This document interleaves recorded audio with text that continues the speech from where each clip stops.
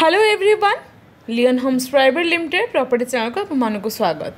आज आम चलतु जयदेव विहार नंदनकानन मेन रोड रु खूब कम डिस्टेंस रे गोटे ready to construct plot visit करी आसीबा। नमस्कार।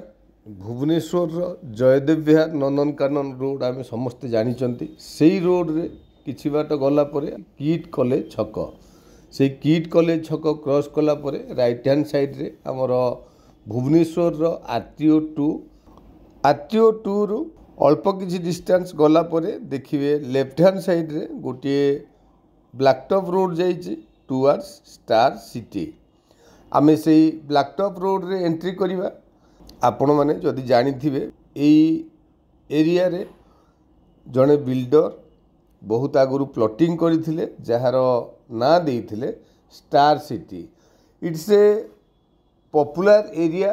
आपण माने किछि बाट आगु गला परे निजे जानि परिबे से प्रोजेक्ट बहुत आगुरु लोक माने प्लॉट किनिकी आज डेट रे ऑलरेडी सब गुडाक कंस्ट्रक्शन वर्क सरी जाइछि। एनीवे एई पटो एरिया रे अल्प किछि कमर्शियल एक्टिविटीज आपण माने देखिया पाइबे। देखंतु लेफ्ट हैंड साइड रे गोटे ओयो होटल एंड ताकू क्रॉस कला परे लेफ्ट को जो रोड जाइए से रोड टी है star city row entrance gate.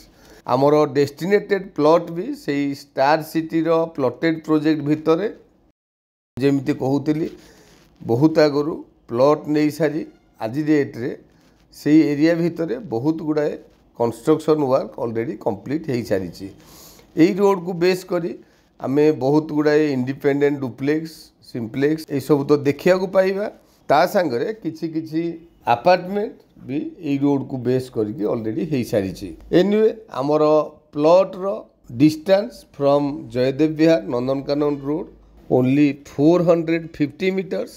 So it's a walkable distance. एते कम डिस्टेंस रे आमे गोटे छोट प्लॉट एठी पाइबा भी बहुत डिफिकल्ट।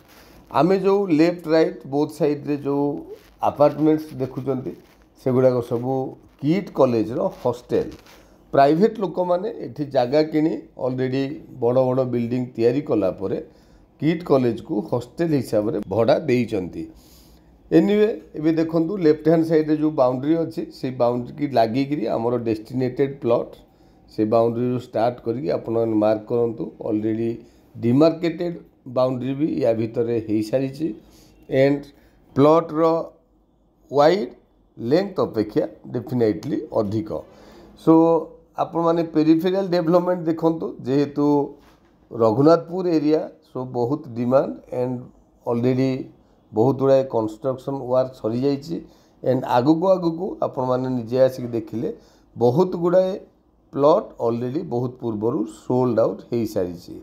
सो एनी टाइम एगुड़ाक सब कंस्ट्रक्शन वर्क स्टार्ट हो पारे बट आमर प्लॉट टी नेले आपण इमिडिएटली कंस्ट्रक्शन करके भी रही पारिबे। Thank you. भिडियोटी को संपूर्ण देखिथिबारु आपण माननको धन्यवाद। एई भली आपण माने हमको सपोर्ट करू थांतु।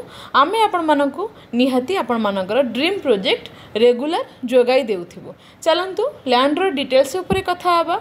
एछि हमरो लैंड एरिया 1560 स्क्वायर फीट रो फ्रंटेज को मार्क करंतु 50 फीट रो फ्रंटेज 20 फीट रोड को टच हेछि। आपण मानकर रिक्वायरमेंट रो फेसिंग नॉर्थ फेसिंग रो प्लॉट इमीडिएट कंस्ट्रक्शन कला भली प्लॉट प्राइस हेउछि पर स्क्वायर फीट 4800 रुपीस। आपण माने लोकेशन टी तो निहाती जानिथिबे Star City is a popular location. आपण माने लोकेशन टी को विजिट करंतु।